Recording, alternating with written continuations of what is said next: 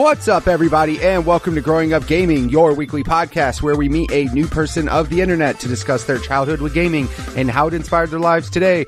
My name is Mitch Power. Again, thank you guys so much for returning each and every week to this show. Hopefully you have subscribed on iTunes or Google Play or YouTube or now Spotify.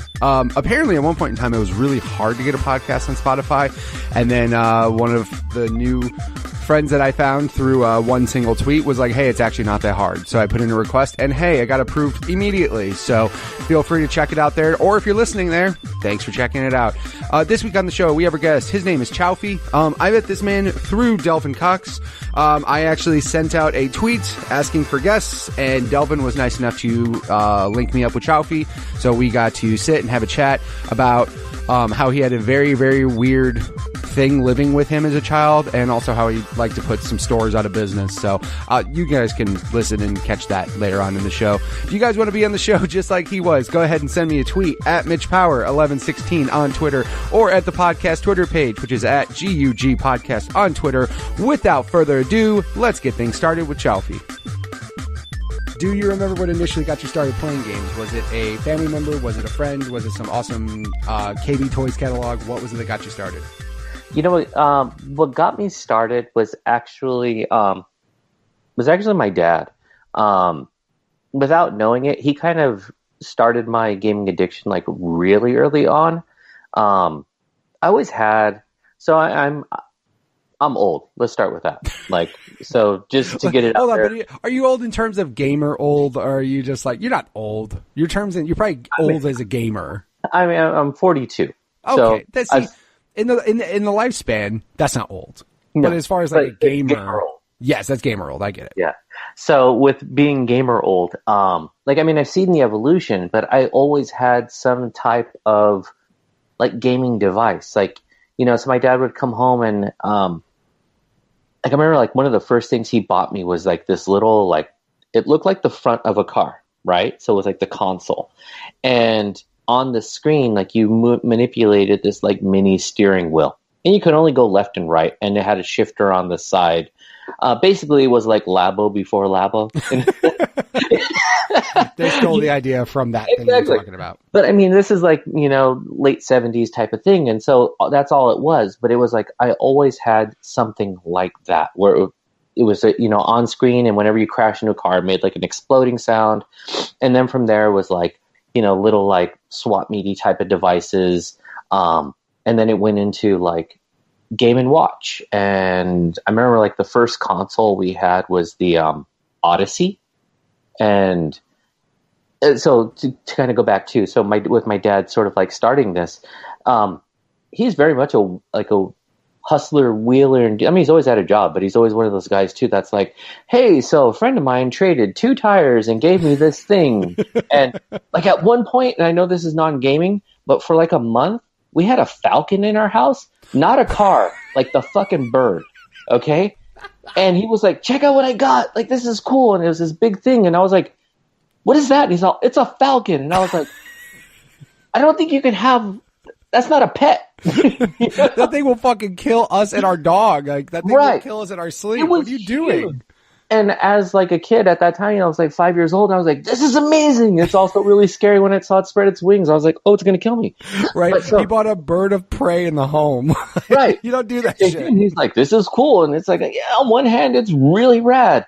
As a dad now, what the fuck was my dad thinking? Yeah. I mean, again, man, we had mentioned it before the episode started, but like back then, shit was different. I mean, falcons didn't hurt people back then. Come on, dude.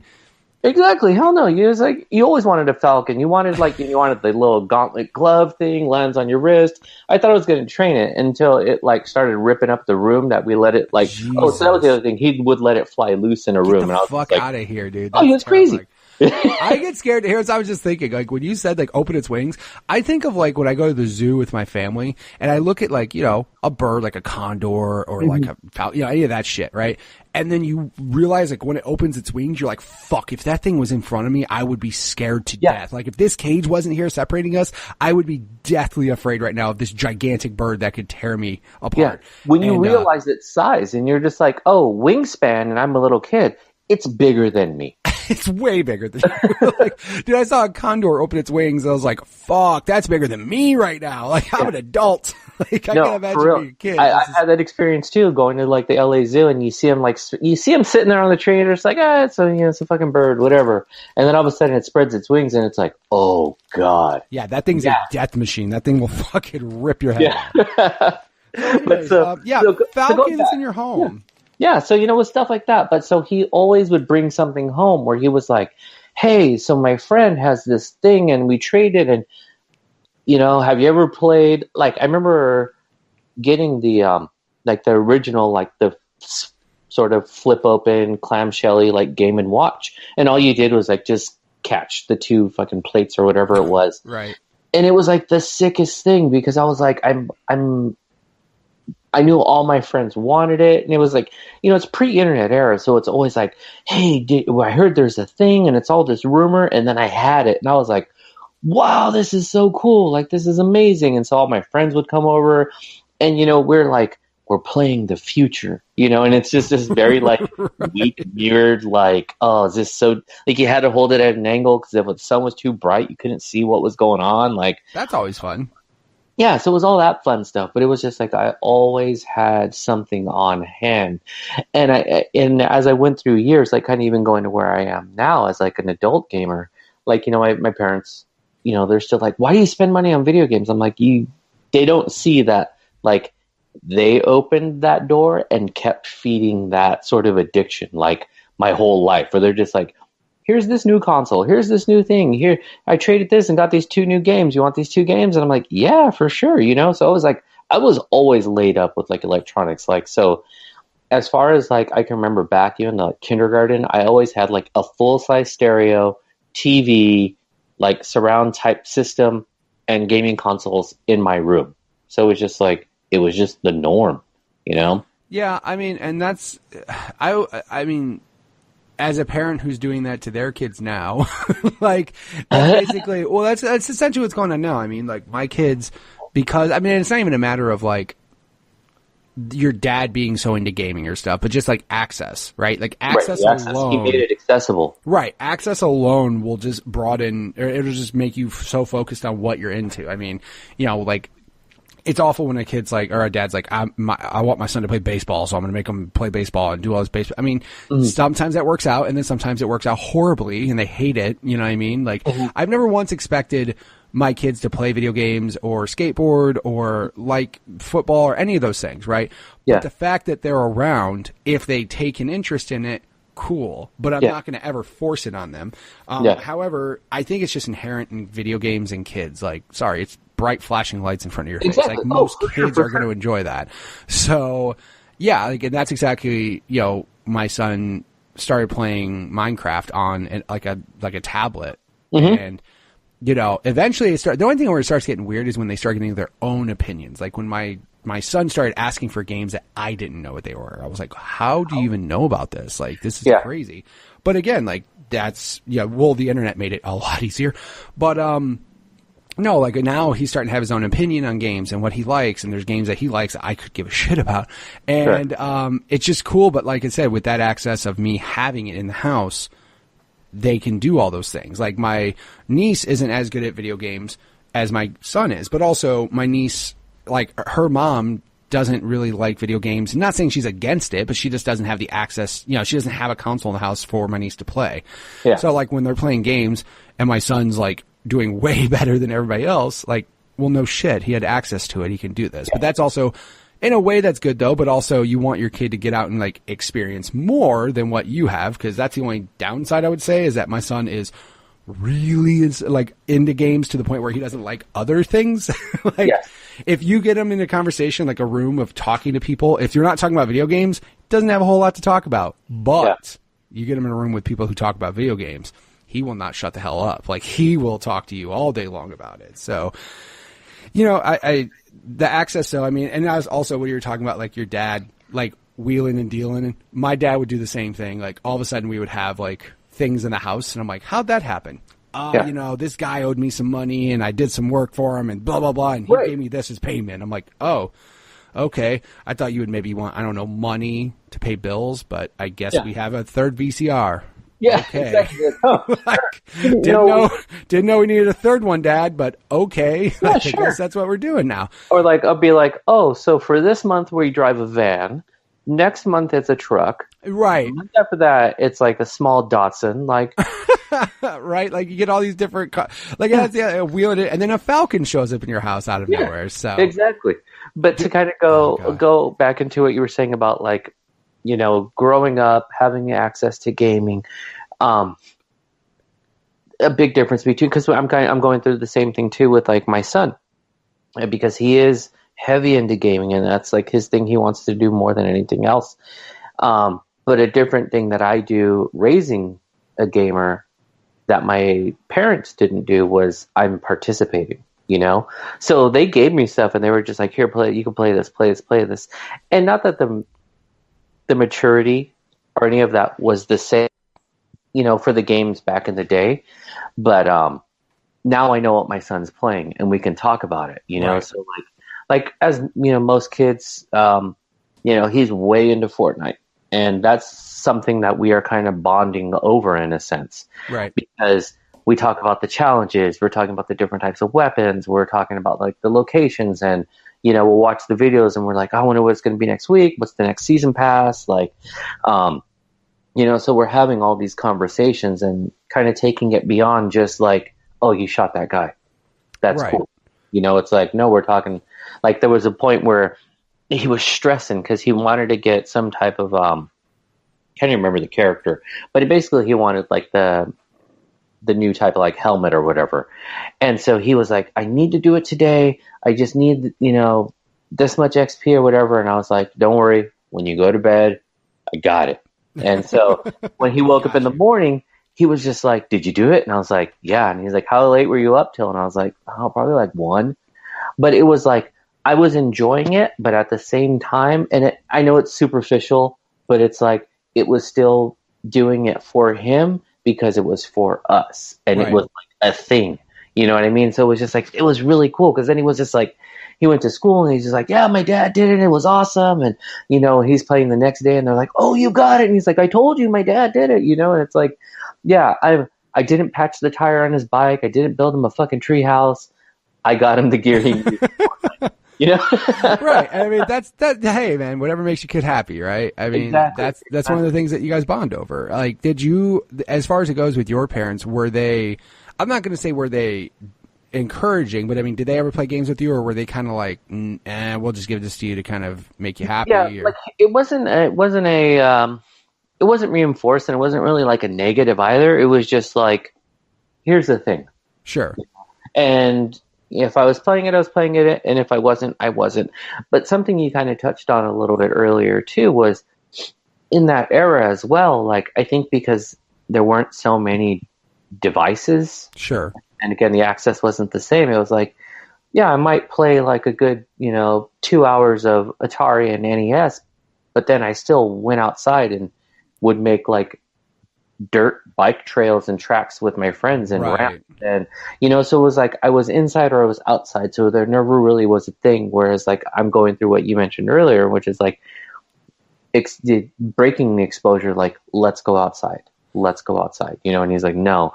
So like, and it's really funny too, because if I have mentioned this before, like to other people where I'll tell them, if I tell my kids, let's go for a walk, the noise you would hear in my house, if you were outside, you would assume that I was burning my kids with hot oil, like just the abuse and the screaming.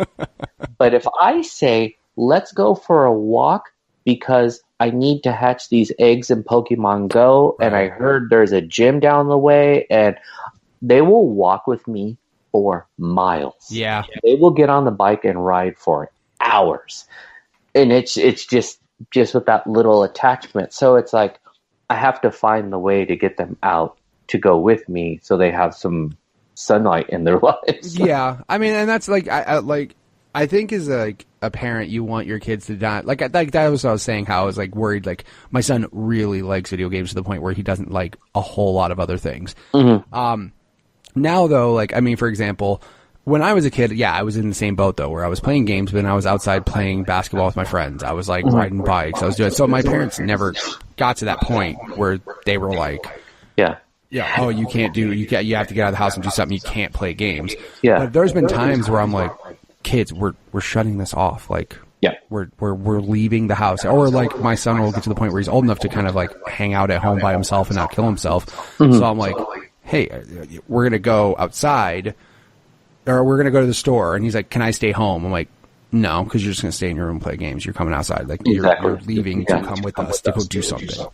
Yeah. So, yeah, I mean, overall, though, it's not bad as long as they have other things to do. My son also does, he likes to play with Legos. He likes to do Nerf guns and stuff. My daughter likes to go out and ride her bike with her friends and stuff. So, you know, as long as they're out doing other things, I don't have a problem with it. Yeah, because it's exactly that. Like, so we'll make sure, like, you know, both the kids are in theater. One of them does karate. The other one does soccer. So we're making sure that it's like, okay, you're at least getting some, like, structured time in to, like, go enjoy and be out. Because I know once we walk through the front door, my daughter immediately is like, can I go on the iPad? And my son is like, can I use the Xbox or the PlayStation? Like, those are like the immediates. And I'm like, can you go wash your faces first? Or like, can you go do something? Yeah, like just something else. Just give me a few minutes. So, you know, it's a different type of challenge. But, you know, I know they'll get through it. And, you know, they do have their small interests in other things, because something I heard you mention in other episodes is, you know, is going heavy in gaming, but also having like fallout periods. Like I heard you say on one that you were like heavy into skateboarding. Yeah. And so it was like the same for me. Like I have definite moments in time where like probably a good, like, so generations I skipped. So to kind of bring it back around and then I'll get to the point, like, I was pre-console era. I had an Odyssey. I had an Atari 2600. I had the other one too, which is like the 52 or whatever it was. Yeah, whatever Atari tried. Yeah, and then I had NES, a Coleco, and then I did not have a Super NES. And then I had a Sega. But when Super NES came out, I was skating like a motherfucker. Like, I'm talking like I would get like, all I needed was $2, because that's still when, like, not that Taco Bell's expensive now, but like you can buy tacos for like 30 cents. Right. That they were wild cheap. So it was just like, I can go in there, get a water, get a taco, and then still skate all day, get a burrito later in the day, get some water. I'm good. And just skate. And so it was just like, there's certain gaps in my time. Like, PS1 era, I played a little, but that was like, I was just getting out of high school, going into college. So for me, it was just like, you know, young adult, partying, whatever. And then PS2 era comes in and I'm in. And then, so it's always like this sort of ebb and flow, but it was like, I never let life sort of pass me by. It was just like, oh shit, let's go outside and let's go do this thing, you know? Right. No. And I mean, as long as you have, you're going to have fallout periods, and some people don't. Some people just fucking rock it out the whole time and everything. But also, too, I don't mind when there's a fallout period, because you can go back and experience all the awesome shit instead of like dealing with the downfalls of it. Like, nobody has ever said, oh man, if you didn't play the Super Nintendo when it first came out, you're never going to have like a good experience with it. Like, you can go back and play all the good shit and just enjoy it. You don't have to think about the times where there was no games to play. Like, you just go back and play all the good shit, and then when you're done, you're done. Yeah. No, that's totally true. Like, you miss certain things, and it's like, well, it still exists. It's still there. And, you know, maybe I might need to put a little bit of effort and go to like a yard sale or a pawn shop or something and pick up an old console, but I can still play that game, you know? Or at that too, I still had friends who had those consoles, so it's not like I never played a Super NES. I just didn't have one. Right. You know, but I did go to friends' house who were like, you know, so I did play like, what was it, F-Zero? Was that on there? Or like the Donkey Kong Country or whatever Donkey was on there. Like, I did play those games, but it wasn't with the same like intensity that I was doing it before, you know? So it's just like, it just comes and goes in these waves. That happens. And again, as long as you don't have a problem going back, or you don't have that FOMO, you're good. Like, you know what I mean? So, the only thing I wish was still in existence that is, that it kind of sucks, because, you know, our kids won't experience it in the same way, is, like the full blown, like legit arcade era. Like, it's very different from a Chuck E. Cheese, and it's very different from a Dave and Buster's. Like, like when there was just like cabinet after cabinet after cabinet, and I remember like when it was like the full blown arcade era. When I was really young, like I grew up in like Ventura County, Santa Barbara area of California, and I would spend like all my breaks, all my summers in Santa Barbara. That's where most of my family is, and there was this. It was a theater that was converted, and so it was 3 stories tall, and it was just 3 stories of arcade cabinets, and it was loud, and it's the coins, and it's just kids everywhere, like a fucking free for all. But it was like the best because the energy was there, you know. And I'm just like, yeah, my kids aren't going to experience that, you know. Like, that's a whole different thing. They're never going to know. And that was like a genuine moment in time. It's like going to stuff like that, or like I remember going to this one arcade that was on a what are they called? Like a steamboat, the ones with the big paddle wheel, right? And so the steamboat was like, all around was just, that was another like 2-story of just like arcade cabinets and stuff like that. And it was like, this is the coolest, you know? So. Yeah, no, I mean, like, as you mentioned, the problem is now with arcades is, Dave & Buster's is basically glorified, iPhone games now. Like, that's all it is. Literally iPhone games. Like, you can play Flappy Bird. Yep, you can play Flappy Bird, or you can play, Fruit Ninja, or. I just want to say Fruit Ninja. Yeah, like, that's what it is now. No, but I mean, like, I personally didn't have I know that arcade experience as, you know, people putting quarters on Mortal Kombat, like waiting for their turn and all that shit. I personally didn't have that, like experience. I didn't really go to the arcade much just because I grew up kind of broke and we just didn't go often. I was more into, like, funny thing is, like, when we went somewhere, like, for fun when I was a kid, it was more Discovery Zone. I don't know if you remember that. Yeah, Discovery Zone was sick, dude. It was awesome, but there was really arcade games there. It was like, hey, just fucking climb this shit. Yeah. Climb this shit, run around, have fun. Like, that's what it was. Yeah. So I didn't do the arcades as much, but I know that experience isn't there now. But also, too, arcades have the internet. Like, oh yeah, dude, imagine that experience. Like, hey, you don't have to go to your friend's house to play games, or even if they go somewhere else, you could still play games with them. Like, or now, even if they're on a different console, you're still playing with them. Yeah.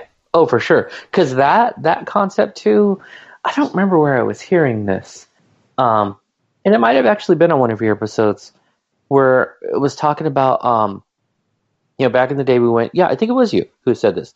Back in the day we went to our friend's house, we sat on the couch and we talked shit to each other and we just played sitting next to each other. Right. They're still doing that, just in the comfort of their own home. But they are, in a sense, sitting on the couch, playing with each other, talking shit to each other. And it's like, you know, it's just modern times. It's just different. Because, like, right now, you know, my son's inside the house. He's playing his Fortnite. And he has a very intricate setup because he's running one party of friends in-game that he's chatting with. But then he also keeps the iPad open. And so he's logged into like another chat group. So he's having 2 separate conversations with like 8 friends. Right. And he's bouncing because he also plays this other game called Pixel Gun. Any of your kids play that? I've heard of that game, but I don't think my kids play it. It's like it looks like Minecraft figures, but it's like a first-person shooter type of game. Okay. And so he bounces between. So he's in a lobby of one, he's playing the other, and he's just like going back and forth. And I sat and I had lunch with, I went to my kid's school yesterday and we had lunch together. And so I got to meet some of his friends and I was like, oh, I've heard about you. You were playing this with Gavin. And he's like, yeah.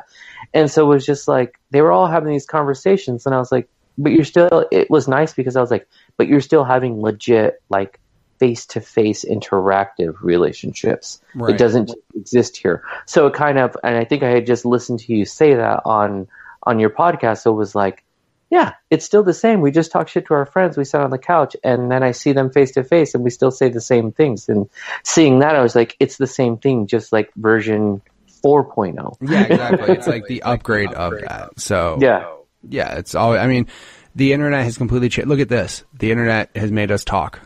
Mm-hmm. I don't know who the fuck you are. I've never met you. I wouldn't have. The chances of us meeting ever. Okay, no, would have hold been on. very Let's slim. peel this back.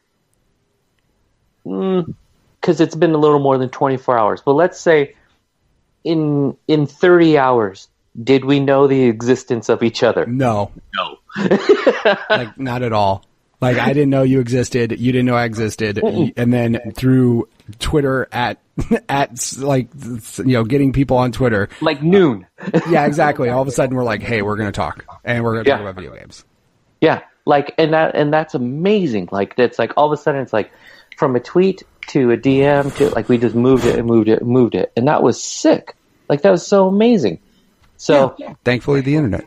Yeah. And so it's like, it's not, and I think that's a highlight to recognize as well too. Like, it's a good thing. Like, if you know how to use the internet the right way, like, it really gains you a lot of access, and that's access to like the old games, new conversations, new relationships, information. Like, it's there. And to just be like growing up as a gamer now, like when I see my kids growing up this way, I'm just like, as long as I guide them the right way and I have the access, like, man, it's gonna be sick to grow up as a kid right now.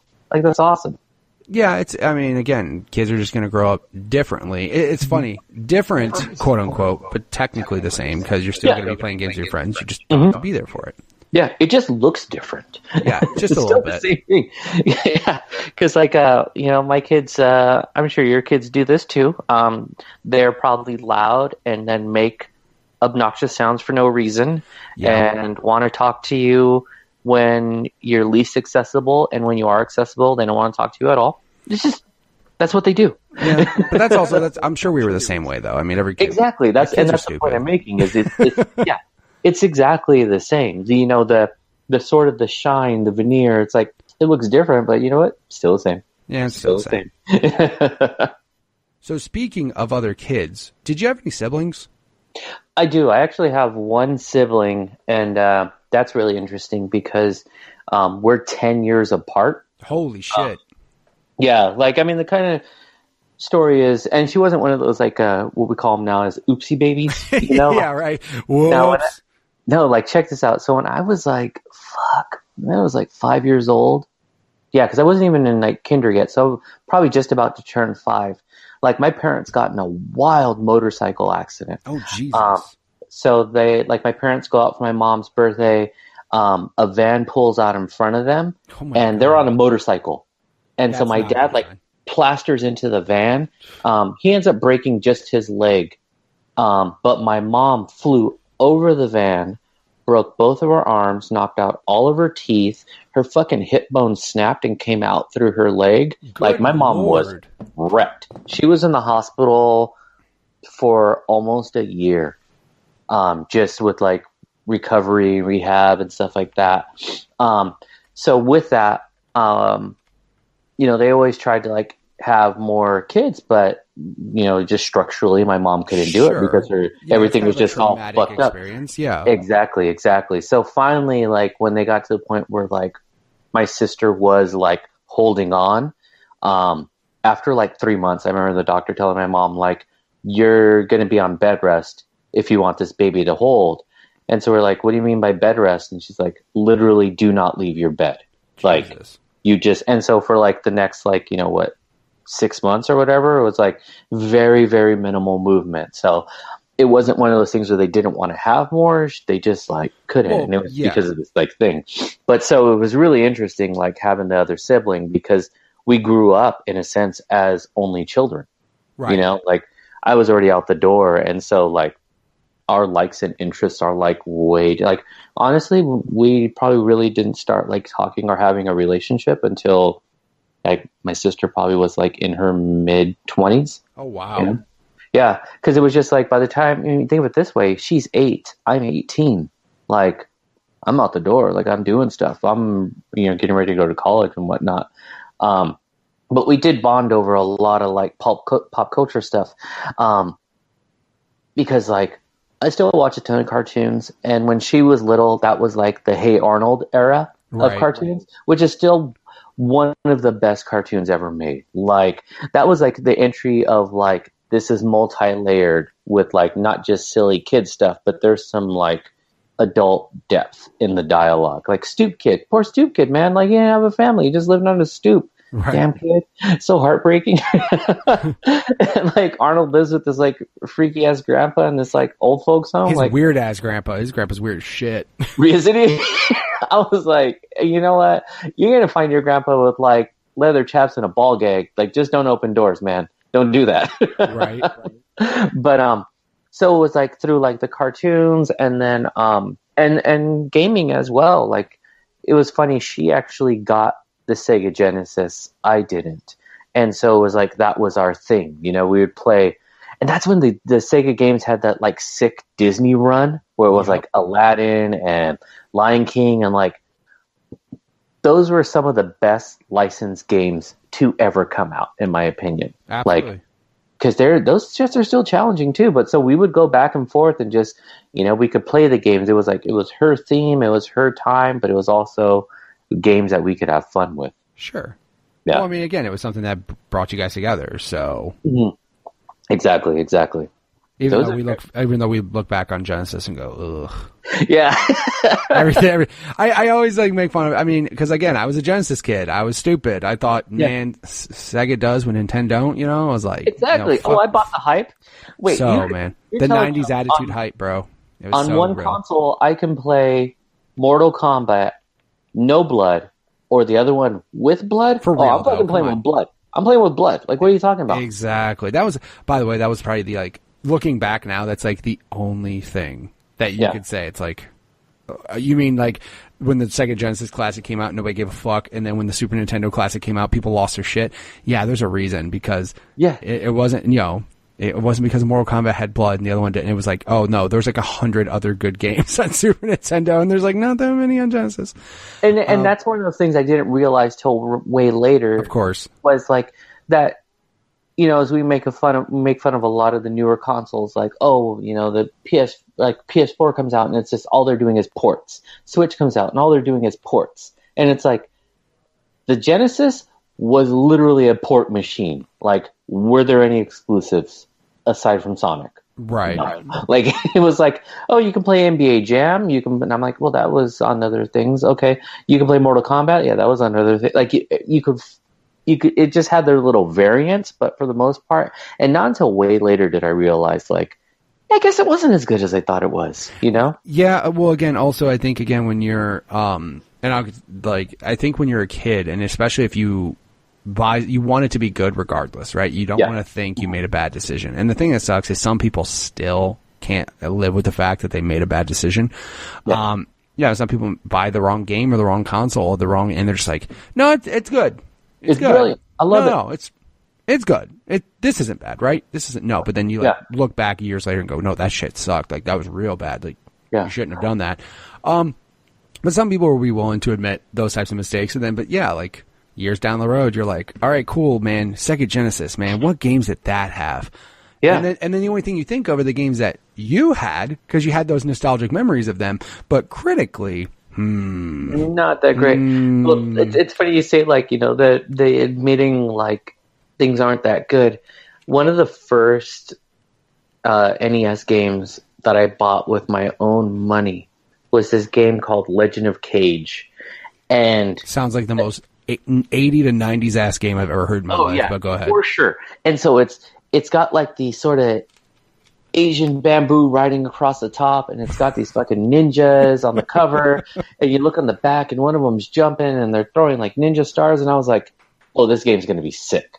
Like, and so I plopped down, because remember, games weren't cheap then, so it was like I threw down my full price, I paid my own money for it, I saved up.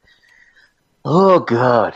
Yeah, that was actually gonna be one of the questions I was gonna ask, was what was the worst game that you bought with your own money, but you might have just answered it. Yeah, that game, this is what you did. You could only go left, or you could only go right. If you went left, then you hit that sort of, you know, wall, really narrow wall that was there. And then basically you jumped on trees, and then as you went down, like falling from the tree, like you could sort of swipe your swords and kill somebody, and it had like these really basic power-ups, but that was the extent of the game. And then at one point, the trees would be springtime, and then it'd be fall, then it would be winter. And so it was like, and the extent of that was like the trees were either red, they were green, they were brown, or they were white. Right, of course, because God forbid, there was no other models. They just changed the fucking color of it. Yeah, that makes, because that's your Nintendo era shit. And you couldn't take games back either. No. Like KB, I bought it from KB Toys, and they were like, you bought it. I was like, this game sucks. They're like, you bought it. Like, you played it. I was like, oh, God. So I was stuck with it. That game sucked. I would have fucking loved it if they were like, if you went up and goes, this game sucks. And they all went, we know. Yeah. Like, why didn't you tell me? Yeah, you should have fucking warned somebody. I was like, God, this game is the worst. And I just remember feeling so, like, pit of my stomach defeated. Like, fuck, I'm stuck with this game. This game happens. I mean, again, though, the worst. It sucks that you don't want to admit you made a mistake, but then you do, and you're just like, fuck, that sucks. Just move on. Just learn your lesson. If KB Toys is like, I don't want this game. Yeah, we don't want it either. That shit's garbage. Yeah. Like, you bought it. Go. We were happy to see the last copy of that piece of shit walk out the door, right? It's like most stores have a refund policy. Yeah, that's good for them. We don't. Bye. They wrote on their the return policy, can return video games within 30 days except for Legend of Cage. All right. Yeah, I was like, what? Yeah, wait, what the fuck? Why is that so specific? Yeah, I was like, I feel like this was written for me. Then it says my name under it. Yeah, especially from this guy. For Chaufie. It's like, this is cold. You guys are messed up. People's last names start with Chow and end in Fee. You're like, God damn it. Yeah.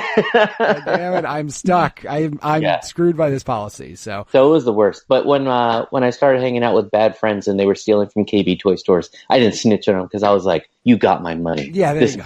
If you had stolen from a reputable place like Funko Land, I would have snitched. But you know what? Fuck KB Toys. Yeah, and because of you, that's why they're out of business. So that's why they're out of business. Chaufie. You know why? Because they duped a kid back then. And they didn't do right. That's what you get. Karma, motherfuckers. Yeah. Karma. So, exactly. Now there's people without jobs because they fucked over Chaufie. Thanks, man. Oh, man, you don't have to put it that way. Now I feel bad. Timmy went homeless because you didn't snitch. I hope you're happy. No, whatever, man. Hey, you know what? I'm sure that was the least of the reasons why they're out of business. Don't worry about it. You're all families became divorced, kids were orphaned. Yeah, exactly. That's exactly why. Murder, suicides. You wouldn't snitch at people thieving at KB Toys. All right, you know what? Now I'm gonna snitch on people, even though it's like 40 years later, and be like, I had a friend. Yeah, exactly. You're gonna put it on Twitter like a confession, and that dude's gonna be like, "What the fuck? That was 40 years ago. Like that was 20 years ago. Why are we talking about this now?" Yeah, they're like, we don't even have for KB Toys. You can't fucking find them.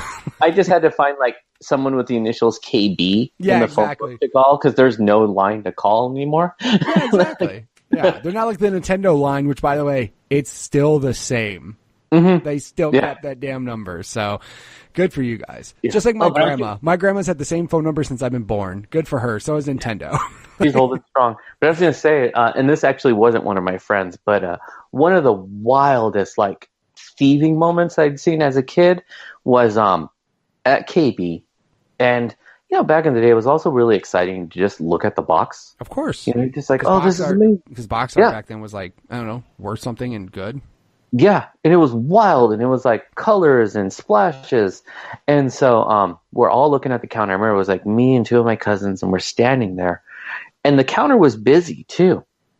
And this one guy strolls on up, and he's like, because they had all the games like in the back or like along the wall behind the register. And then in the glass case were the Game Boys. And so this was first. This was like the first generation Game Boy where it's like the gray brick that can murder a person. Yes. Yes, exactly. And so the lady turns around, and as she's grabbing it from the shelf, he does the reach over, slides the door, fully pulls one up. She turns around and is talking to him, and he's got the Game Boy on the counter and in front of them as they're talking. But she never looks down, never sees what's in his hands. And so then he goes, nah, I'm not going to buy the game. And she's like, all right, have a good day. And then he fully walked out. And I was like, what the fuck? He did that in front of you. Wow. You guys were talking. And it was like if he had just set his own bag down in front of her, it never clicked in her head. And I was like, that was crazy. We walked out of that store and we were like, did you see what that guy did? did you see, like, none of us could, like, it broke our brains for a minute. We were like, that guy is amazing. And so because of that, Timmy didn't get Christmas presents. I hope you're happy. Yeah, well, you know what? His parents should have a better job. Or Timmy got a Game Boy from that guy. That is true, too. It's how you look at it. Glass half empty or half full. Exactly. You either fucked over a bunch of employees or somebody got a Game Boy who wouldn't have gotten one. Maybe he was like the local Robin Hood. Exactly, yes. Yes. Whatever you need to tell yourself to make yourself feel better, sure, why not? It wasn't me, man. I was really young. So, I mean, is it safe to say, though, that, like, because you mentioned, well, you didn't mention Super Nintendo, but you said Nintendo, Genesis. Did you have a good amount of the consoles then? Like, did you play a good amount of stuff then? Because you said you didn't have a Super Nintendo, but you still had buddies that did, which, by the way, is always good to have a buddy who at least has the opposite of what you have so you can experience all of it. But, I mean, so you had... Well, I mean, way back, you had Odyssey 2600, Nintendo, then you didn't have Super Nintendo, you had Genesis. And then you said you did or didn't have a PlayStation? No, I did. I've always had all the PlayStations, so the PS1, PS2, PS3, PS4. I've gone through those. The Xbox has always kind of skipped my time. So I was a little bit late to the PS3 era, and Xbox was already full blown. Right. But then at that time was like we were just getting married, just had our first kid, so it was like the best bundle I could get for my money at the time was the PlayStation. It was like out the box, Wi-Fi, charger, like it was like everything in instead of where it's like. They remember the early 360s were like, oh yeah, you still had to buy like all the pieces together. So I was just like, I found a good bundle, and I was like, oh, this is the one I'll ride with. And then just this current generation, I have finally like all the majors out, I guess. So we got a Switch, Xbox One, PS4. Yeah, because I mean, when you have the time, like, well, now the thing is when you become an adult. For the most part, you have the fun, especially if you're married and you have two incomes and you're just like, I have disposable income. You can buy whatever you want. But I mean, back then you had to be kind of picky and choosy. So, I mean, especially I was going to say back in the Xbox, the glory days when Xbox was like actually good. No, I'm not going to say not good, but like on top. And like, if somebody said like, I have a PS3, you kind of looked at them weird. Like, the fuck? What are you doing? Oh yeah. And that was me because all my friends were like, oh, we're gonna party up and play Halo, and I'm like, okay, I'm gonna play Modern Warfare. Yeah, exactly. Like, what are you playing on? I'm like, oh, my PS3. Why would you do that? And why? I remember being like, if you wanted to voice chat with someone, it was a fucking ghost town. Like it was just nobody there. No one. But then again, you didn't get called awful things on the internet, on the Xbox, because like that was. That was where you had to build those internet muscles, and you had to get that thick skin of not trying to kill some kids. So that was fun times. So then, but we'll back up. So you continue with PS1. As far as it goes, do you feel your gaming habits? I usually ask this question: were you a birthday, Christmas kind of kid, where you got the 2 games birthday? Did you have one of those like shitty birthdays that's really close to Christmas? It's funny you say that because my birthday is fucking 5 days before Christmas. Oh my God! Oh, hold on. I'm not done. Remember I said my sister and I are 10 years apart? Yeah. I failed to mention too that my sister was going to be a preemie, so my parents thought it'd be a really good idea to have her born because they had to pick her day, same day as mine. So not only is my birthday 5 days before Christmas, but I also then immediately had to share it with my sister. So, dude, so fucked. Dude. So not only did you get dicked on presents because like, did they try? They try to say, well, your birthday's different than Christmas. Right. No. I always got the combo. Always got the combo. And then because everyone's broken Christmas, always a fucking ton of tube socks. Tube socks and a sweater. And I'm just like, you cheap bastard. Yeah, but then 10 years later, you're like, hey, guess who you get to share one with? Yeah, my parents tried to give me the, like, we had her for you. I was like... Had her for me? No, I'm good. No, I didn't ask for that shit. Take it back. Take it to a candy toy. See if they'll take it back. Oh, now I'm going to have less things? This is a raw deal. We did that for you. I was like, no, you didn't. You've been trying for years. You can tell them to take that back to KB Toys as well. Be like, take that shit back. Exactly. I don't want that. They're like, no, we have the same return policy. They would take your sister back rather than Legend of the Cage. Legend of the Cage. They're like, you know what? A child? That's free labor. Yeah, sure. That might keep us in business for another hour. Her. Yeah. God. But no, yeah, dude, like thankfully, my birthday's in June. So you lucky bastard. I get that 6 month. Every 6 months you get some shit. The only thing is though, is like, here's the thing though. The birthday, Christmas. So birthday and Christmas being close together, you get fucked, right? However, when you're trying to do a combo gift, like when you want it to be a combo gift, you have any idea how hard it is to convince your family 6 months apart you want a combo gift? Now that is true because okay, so here's a really good example.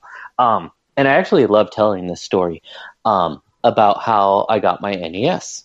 So we went to Sears, and so my parents were like, they were set. I had already gave them the sell. Like, listen, I know you guys are going to try to do the one gift thing, and at least my parents were better at always giving me the two. Sure. But it was like the extended family was always like a bunch of fucking cheapos.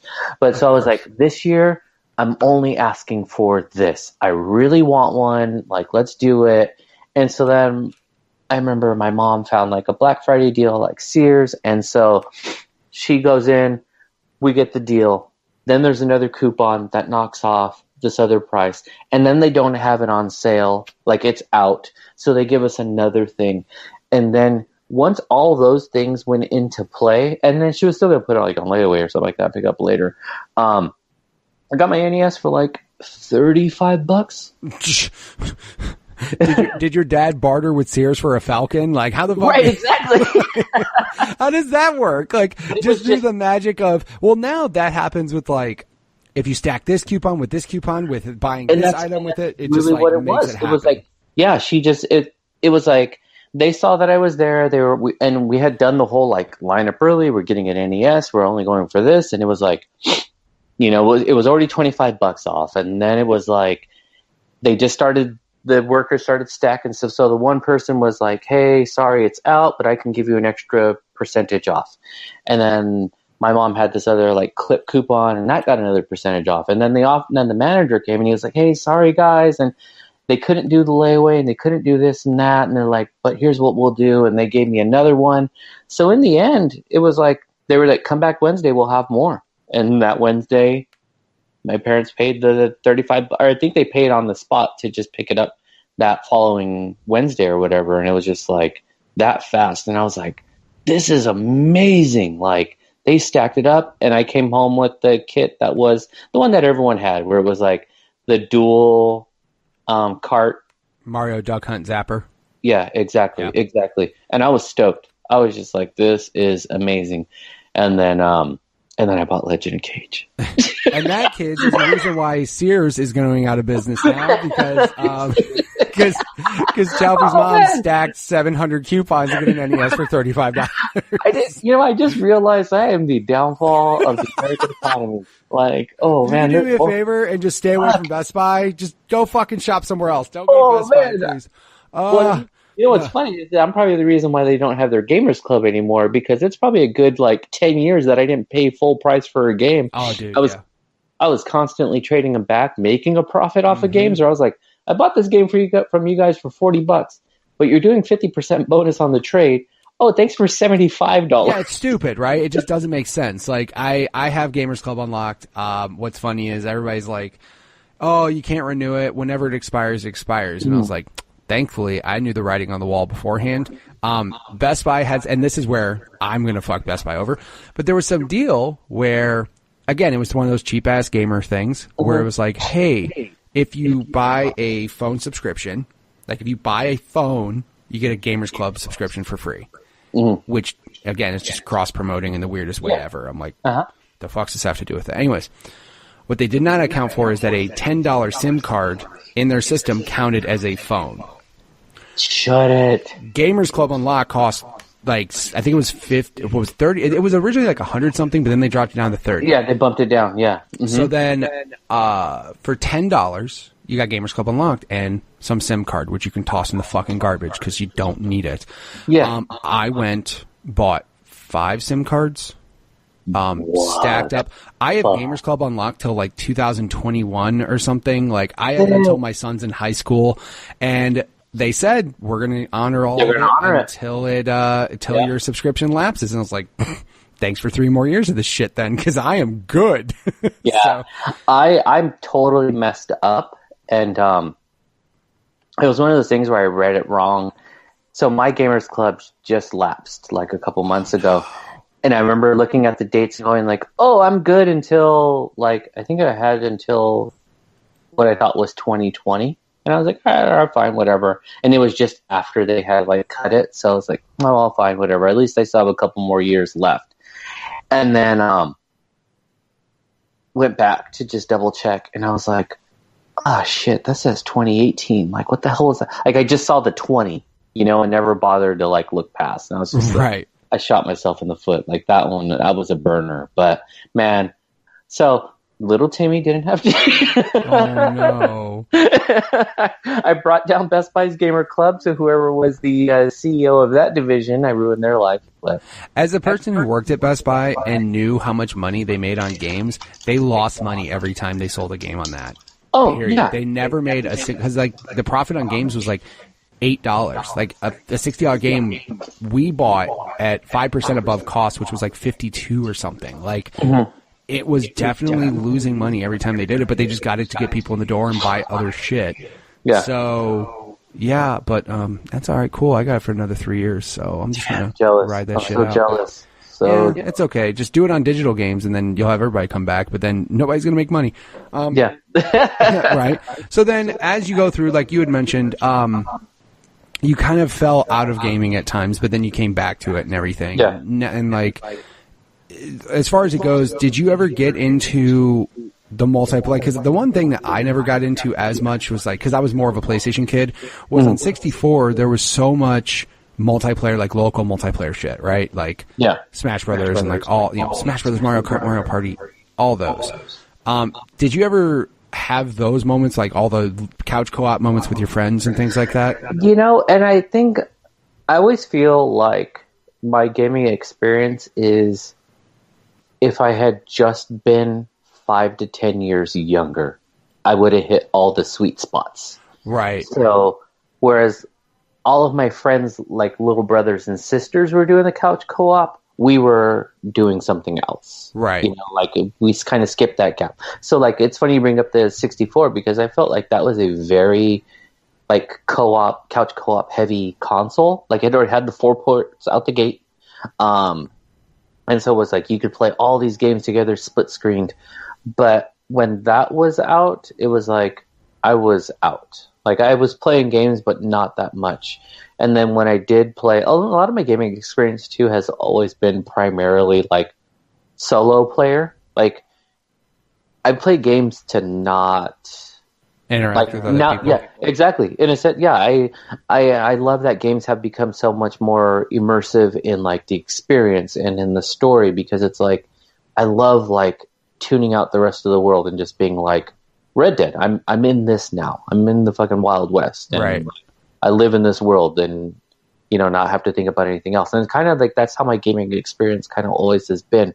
So when it came down to like playing with other people, I never really did it. And I wasn't anti, but when I first played Modern Warfare, and there was a friend of mine who was like, get it. And this was like, I was really bad at first person shooters, like where I would just do the constant, like, I'm looking at the sky, I'm looking at the ground, I'm looking at the sky, I'm looking at the ground. Like get that gauge, And then he's just like, come on, let's play. It's going to be awesome.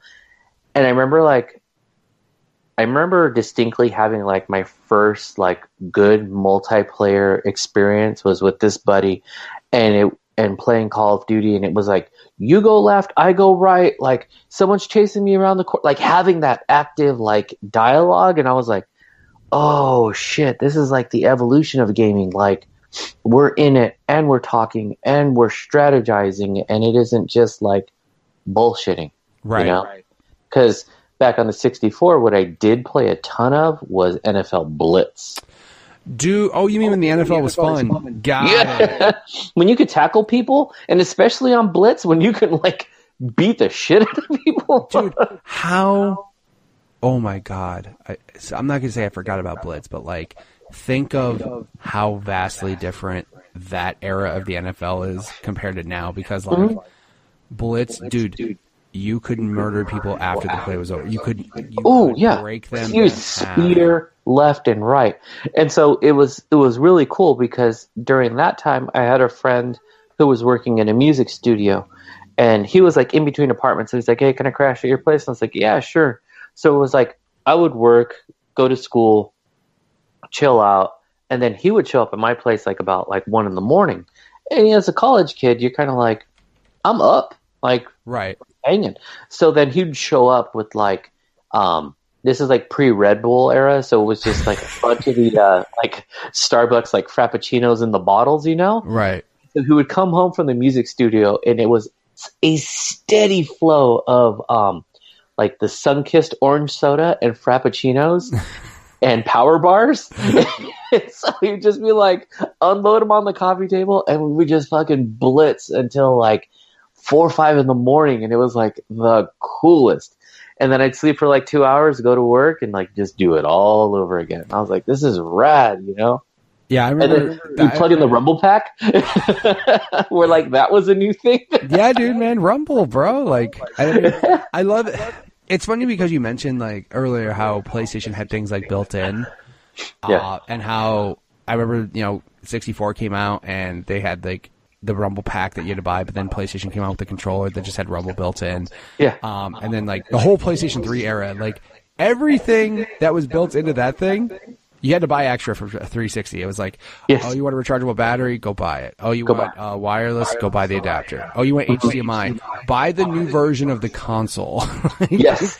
Everything. Everything. And now, I mean, they're all the same, dude. Nobody's doing any shit like that. Like, yeah. Nobody's really doing anything crazy. I mean, now it's all just software-based stuff. Now it's just, Xbox doing Game Pass, which is ridiculous. Like, that's so where things are going to go. And I can't wait to see, like, everybody else trying to do the same thing. So, no, that definitely is going to be the next move, is that sort of Netflix-style gaming. Like, just because when I look at what's in Game Pass, and I wish that Game Pass and PlayStation Now did a better job of getting the information out there. Mm-hmm. Like how deep those libraries are, how far back you can go, how current you can be. Like you still have to do a lot of legwork in a sense to just be like, what's in here, Right. And I think if they just had like a better interface to just be offline or a separate app, I don't know, just something to be like, this is what we offer. Because like, are you talking about for Game Pass? For Game Pass, and Game Pass has an app now. Oh, do they? Yeah, they actually came out with an app, but like I personally don't. Honestly, I was gonna have Game Pass regardless, but the fact that Game Pass had all the brand new games day one, I was like, all right, I'm stupid not to buy this. Exactly. Like, why wouldn't you? Yeah, exactly. No, but I mean, for how they're doing. The Discovery thing's getting better. They put it as like a permanent fixture on the dashboard now. They're like, it's a tab. Like they're like, no, we're not fucking around. Like we're doing Game Pass. And of course, like if you go look at their quarterly earnings, yeah, Game Pass is working quite well. Oh yeah, it's killing. But it's the next move, and then like the fact that you can then like download it to your console so that you don't always have to be online. It's like brilliant. Let me do more of that. Right. So everybody will eventually catch up. We'll find out what happens there, but I mean, yeah, and then also too, real quick, everybody forgets about Sega Channel. Oh shit! Sega Channel was Netflix's games in '93. Like, it was so not gonna work well, though. I had the same thing, like a dial-up modem, downloading games and shit, and it was just like, I guess that's it, but yeah.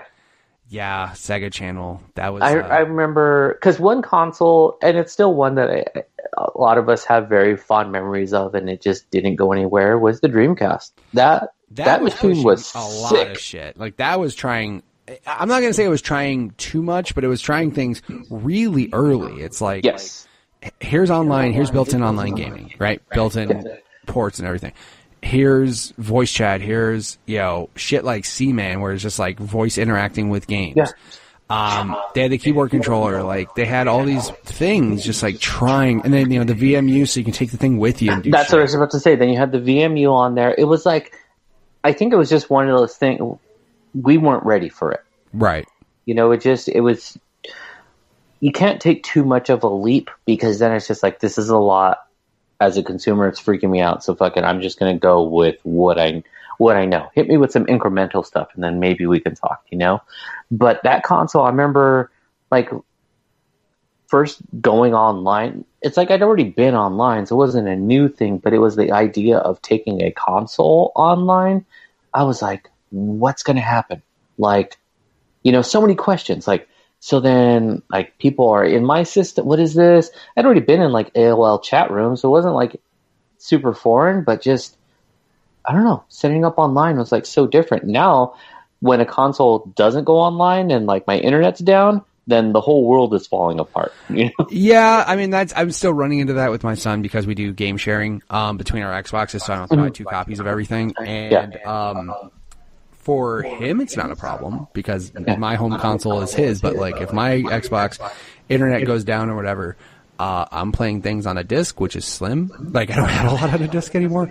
So now with like the internet is, I'm not gonna say necessity, but almost a necessity. Like, it's almost needed to play these things. And even now, like, games come out and they have a game-breaking bug that you cannot, if you don't have the internet to fix it, that shit's just broke. Like, I don't know if they aired this commercial around you, but this was like so true over here. It was a commercial, I think it was like last winter, maybe the winter before, and the power or the internet had gone out in the house, and it was like 2 minutes later, and it was like fucking anarchy in the home, because nobody could like access anything. Right. And not that long ago, that we had a power outage. The power outage wasn't the concern. It was when my daughter realized that she could not go on Netflix or YouTube. Yeah. She went bananas, like sweats and like, what? I don't, and just keeps tapping it. Like, I keep hitting Netflix and it's not playing, and I go on YouTube, and I'm like, there's no internet. There's always internet. Like, the internet's just a thing that exists in the world. She just lost her shit. And it was just like, I could access on my phone, and my wife could access on hers. And then, my son's like, well, it's fine. I just go on the Xbox. It's going to be okay. And then it's like unable to access. And he's like, well, what does that mean? I go, the internet's down. Yeah, you just don't. But what does that mean? And I go, it means you can't go online. And he must have asked me like 7 times in a row. Yeah, but what does that mean? Right. Because his brain could not wrap around. And I was like, listen. And I had to go like, when you start the console, they connect to the internet, and that takes you to Xbox Live, and that's a whole different. And like going, and he was just like, but why? I think you know what it is. I really think it is a situation where they think internet is an element. It's like It's God invented air, water, or internet. Internet. It's just a thing, right? It's just a God-given right for everybody. Because it's not tangible either. Like, you can't like put internet in a box. It's just there. It's just, you know what I mean? Like, so when they're just like, I don't know why would it go out? And I'm like, you see this? And I take them outside. I'm like, you see, this is our modem. This is this. And they're like, okay, but why is the light red? Because there's no fucking internet. What's funny is I work for the cable company out in Arizona, and when the internet goes down, I have parents that will call, just go, what do I need to pay to get my internet back on? I'm like, don't worry, this amount. They're like, oh, thank God, I can't deal with this shit. And I'm like, I bet you can't. I bet you can't have your kids freak out. Dude, the other day, YouTube, for whatever reason, just stopped. Oh my God. And like my daughter, my 3-year-old, now she's 3, so she clearly doesn't understand, but she came up, she's like, why? Like, why am I getting this error? And I'm just like, sweetie, YouTube's done right now. It's like, it's taking a nap. Like, I'm like, I don't know what to say. I'm like, it's taking a nap, sweetie. Can't do it right now. And she's just the full junkie moment my daughter had, and my daughter is 6. She was in her room. She's watching her LOL doll videos, and you just hear this like murderous scream from her room. And we're like, what's going on? Something happened to YouTube. Something happened. It's not working. And then like fully drops that iPad because as most consumers, we have more than one iPad. So she goes to the other one. It's not loading. And then she goes to the TV. It's not loading. She's like, give me your computer. I did just see if YouTube's there. And so I look up on my phone and I see it's like trending on Twitter, like YouTube is down. I go, hey, YouTube's down. How long? How long is it going to I just fiending, like scratching her neck. Like I feel like our bugs are crawling on me. Like no, Dad, you don't get it. When are you going to Google to fix YouTube? Because you don't get it. Like I need this in my life, and you are not fucking helping, Dad. Yeah, and it goes back to what you're saying. There's fire, water, and then the internet, air, internet. I don't like exactly. We're not without any of those, so I just need to know why this one element is missing. Like I don't know. You explain. Yeah, it's gonna be crazy when my 3-year-old, like, she thinks every screen's a touchscreen, which is adorable. Until she touches my 4K TV, and I'm like, hey, you can't do that. Hey, you can't do that. That's not. Get your fingers off that, please. Thank you. Don't touch that.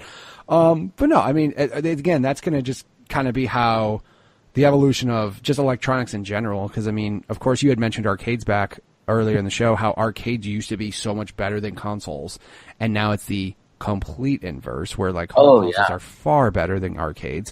Yeah. But then it's going to get to a point where, technology-wise, like, how now, like, example, you're not even going to need a quote-unquote console to play console-quality games. Like, how there's PlayStation Now, the Xbox is coming out with their shit, which is similar, but again, like, it's going to get to a point where these things don't even need to have, like, you can use your phone and play Forza Horizon 4, which is fucking bananas, like, to think that that's going to be a possibility. Even, like, what isn't Google's game plan is to, like, have, like, a console-less console, in a sense? Yeah, they're doing streaming as well. Like, they're streaming somebody played, like, Assassin's Creed Odyssey on some, like, stupid basic computer, like... Yeah. It was like real basic, and it was just running in Chrome, and I was just like, ugh. Yeah, because there was some article I read. It's like Google and Microsoft are the next console war, and people don't even realize it yet. And I'm like, okay, I'm gonna obviously that got me to click, and I opened it up, and I was basically stating how, even though PlayStation Now has been doing a streaming service, and somebody apparently fucking forgot that. They were just saying how, like, Xbox and, like, Google are now going to be competing with each other in the next console generation because it won't be about a physical hardware, but, like, playing anywhere. Exactly. And I'm like, hey, guys, PlayStation Now actually came out, like, 2 years ago, and apparently you fucking people forgot completely. Well, yeah, and I think Sony kind of forgot, though, too, where they were like, yeah, they did. That's a thing, huh? That's a thing. We bought Gaikai for how much? Yeah. Shit. What are we doing with it? Okay. Again, though, hey, guess what? Competition's good. That's what makes everything good. Because that's going to push it. Exactly. So that's what you got to do, man. You can't just stay stagnant. You just got to keep pushing. So obviously now your gaming habits are, like we had talked about before the show, you have all the consoles. You could probably have whatever game you want. Mm-hmm. But then you got 30 minutes a day maybe to play. Yeah, and that's the kicker. That's the hard part. Yeah, I mean, like, now, I mean, but again, though, priorities change. Does your wife game with you at all or anything, or is she completely like, get that shit out here? She doesn't game with me at all. Try not to sound as sad, dude. You're just like, not. No, which actually I don't mind, because as I mentioned earlier, like, that's my thing. Gotcha. Like, because then I also don't like watching people play games. Right. Because I want to play games. Sure. You know what I mean? So then like, when my son and I are passing the controller on Fortnite, I'm like, in my mind, I'm like, please die. Like, please die right now. I'm ready. That's how you were when you were a little kid, too, because you just wanted your turn. Yeah. I was like, how it's your son, like, fuck up. Yeah. Don't build that right there. Fuck up. Die. Don't. Don't tell them there's somebody behind them. Just let them. Or I want to give them advice, like, oh, pick up the thing, and then I'm like, oh no, you're gonna get shot, then I can play. Good. Okay, good. Exactly. Because, like, back in the day when you saw 3 lives, no health bar, you're just like, I gotta wait for this fucker to die 3 times. Right, exactly. Shit. Or the person, or the worst rule in the world is if you played, like, loser passes and one dude just fucking wins a lot. You're just like, You're like, come on, dude, man. Could you stop playing? We are not getting a turn because you are just fucking up everybody right now. Could you just like hand it to somebody, please? Thank you. Yeah, and then you had to establish, because that would happen. So it'd be like, but if you keep winning, you only get like 3 in a row or something like that. It's like, 5 max. We got to pass. Yeah, that's that. But but going back to my wife and her gaming habits, like she's not like anti-gaming or anything like that. But it is funny because, I'll play and she's just like, "Oh, fuck, you playing right now?" And I'm like, "Yeah," but steadily every night for a good 45 minutes, like when we're watching TV, we watch TV, she's on her phone playing Plants vs. Zombies. And I'm like, I didn't say 2, I didn't say Garden Warfare, I said Plants vs. Zombies. And I'm just like, how are you still playing that fucking game? Like, what? You already beat everything. And she's like, all right, just to see if I can beat it again. It's mindless entertainment. Yeah. And that's what she says. And so then I go, and that's why I play too, because then it's just something to do. Like I could just chill out, zone out. And for her, so then it is just like, oh, I'm going to kill this thing again. And I'm going to battle these guys and try these different combinations. And I'm like, yeah, that's why I play too. Because it's like, let's see if I come with a different strategy, if I can do this again. Have you ever tried doing co-op games with her or anything? Yeah, actually, like there's games that we do. Here's a game she loves. It's fucking Toe Jam and Earl. Nice. She will play the hell out of some Toe Jam and Earl. We actually, as a family, just started playing Mario Party, and I'm actually going to play that tonight. And that's actually turned into it's very therapeutic in the sense that it makes us realize we have the worst communication skills as a family. Oh, yeah. Because when it flips it, it's like 3 versus 1 or whatever, and it's just like everyone's yelling and there's crying. Like, it's the full gambit of emotions until we get to the end, and it's just like, okay, we're done. Like, we got through this, So we play that, and then have you ever played? I know it's not a video game in the sense of what we're discussing, but have you ever played Drop Mix? I've heard of it, but I have not played it. It's a harmonics game. Yeah. Yeah, I haven't played it, though. I know what you're talking about. Oh, dude, it is a ton of fun. You can always find it for, like, dirt cheap now, too. But it runs, like, through your, like, whatever device you're using, Android, iOS. And basically, it's like music, but Uno. Right. In a sense. And we play that together, and that is a ton of fun, too. Because you can play it, like, in a serious sense, where it's like, you're trying to score, you're trying to block. But if you don't get that concept, you're just matching the colors. Right. And you're good, And so my daughter, who's 6, can play. And I can play as well. And there isn't that, like, you ruined the game. Like when someone ruins a game, man, you fucked up. Yeah, it's really bad. That's why I've learned not to play certain games with my wife, because I'm not going to say I'm really good at games. I'm just better than her for sure. Right. And if I win at a game, she's not too thrilled. So, yeah, that's what. If you were talking about communication skills, it literally is the most fun couch co-op game I've ever played in my life. Is Overcooked. I've been wanting to play it. So Overcooked, hands down, is literally the most fun I've ever had couch co-op, and I'm talking ever. Like in my entire history of playing games with my friends, like my male friends playing Mortal Kombat. No, Overcooked with my wife is incredible. It's so fucking good, and it's so fun. Now, here's the thing. Playing that game by yourself probably sucks a lot. Like, it's probably not good. However, if you're playing with somebody else, it's so good. However, there's like a fine line between like having the greatest time of your life and about to call a divorce attorney. Got it. It's really, I'm talking such a small line. Like, you could have the greatest night of your life, or hate your wife for the next 3 days because she didn't fucking wash the dishes, or something stupid in the game.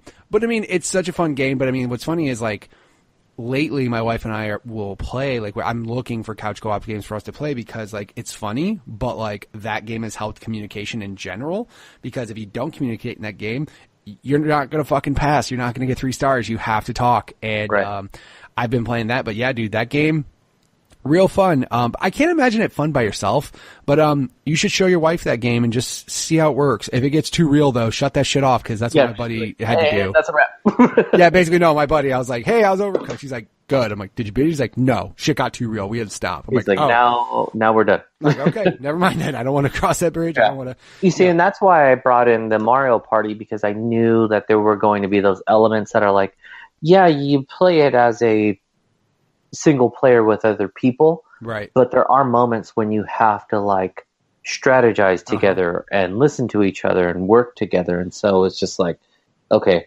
this is the sort of light entry version, just to see if we can get there to play more co-op games.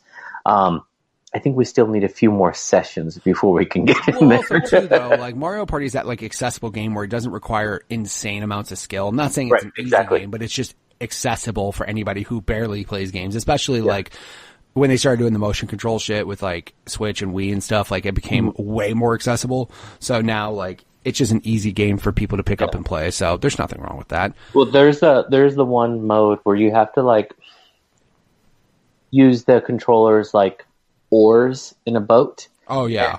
And so we're supposed to be paddling down river. That wasn't even the game.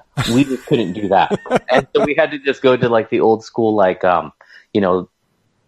tabletop board model of Mario Party. Because the other stuff, we're like, no, this is not going to happen. The amount of yelling that happened in my house, because it was like, the fuck are you doing?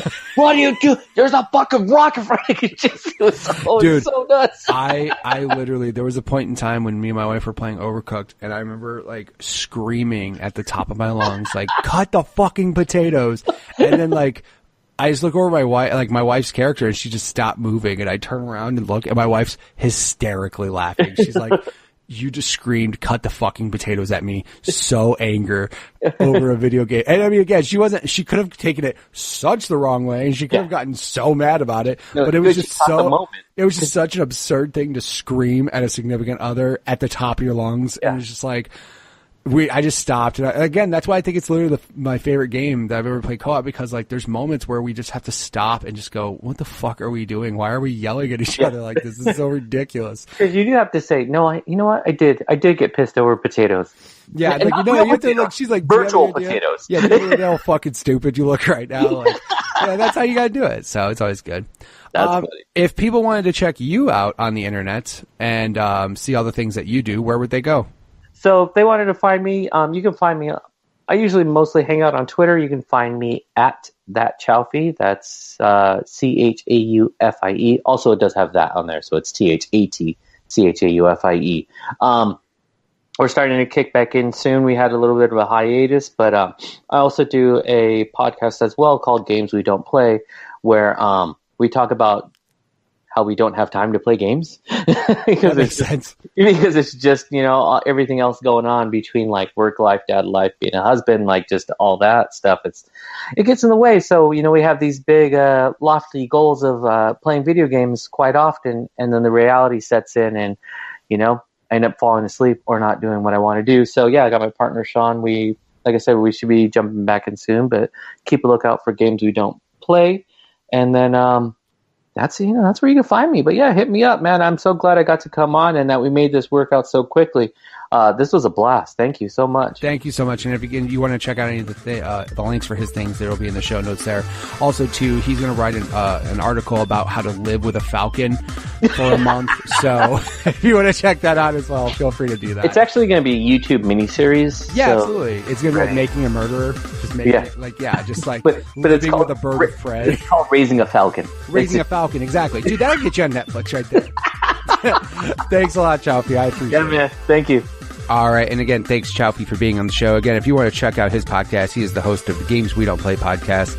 Of course, you can check him out on Twitter at that Chaufie. That's Chaufie is CHAUFIE.